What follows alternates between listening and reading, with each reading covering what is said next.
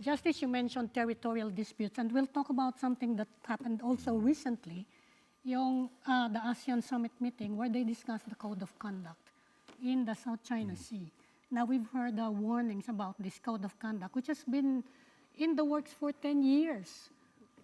No, about a decade More. already. Actually, yeah. more. There was a than- code of conduct. That was Yeah. Even in the 2002. Yeah, Yes. China has been opposing that for the longest time, but now suddenly, medyo open na sila. What do you think the government, our government should do? We have to tread carefully, no? Yes. What do you think we should remember? Well, we should go back to 10, 15 years ago. China said, when we were talking about when we first talked about the Code of Conduct, China said, we will sign the Code of Conduct at the appropriate time, when the time is ripe. When is the time ripe for China?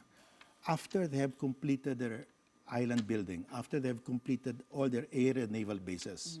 They've completed their air and naval bases in the Spratlys and also in the Paracels. And submarine But bases. they still haven't built on Scarborough Shoal. And Scarborough Shoal is critical because without building on Scarborough Shoal, they cannot cover the entire South China Sea with their radar, with their anti-ship cruise missile range, fighter jet range.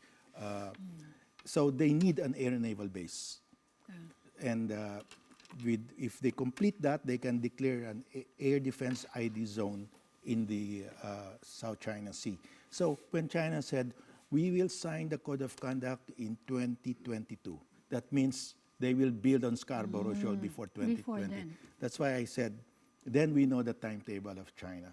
Remember, before the G20 meeting in China during the last year of President Obama, the Chinese sent dredgers, this was 2016, from China to Scarborough Shoal, and American satellites saw it.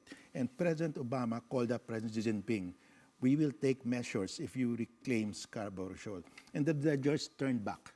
So we know that China has a plan to build on Scarborough Shoal. Okay. And it's just a question of when they will resume again.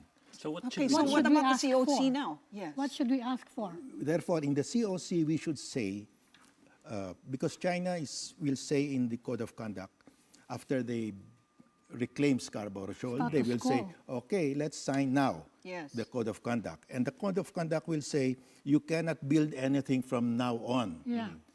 That means that what China built since 2002 will be legitimized. stay, yeah. So what we should put there in the COC is that all constructions that were prohibited under the 2002 will remain prohibited. So our reckoning date is 2002. So that China cannot legitimize The what they island have built. building. But what does that mean? We won't legitimize, but they will remain there? Well, because that is a physical act to get them out, but they will not be legal. So see. they will not be recognized by the nations, by international law. Okay. So at least we keep that Yes. that's an illegal construction. see. So And they will have no jurisdiction over that area, di ba? well, Because they're legally, building yes, those legally, islands. But legally, they can use it, right? they can use it because that's a physical act. Yes. But legally, that's illegal. That's not in accordance with international law. They cannot impose So a it deed. cannot ripen into ownership. Because if it's an illegal act, it cannot ripen into ownership. They cannot say 25 or 100 years from now that they've occupied it for so long, it's theirs already. They cannot because it was illegal from the start.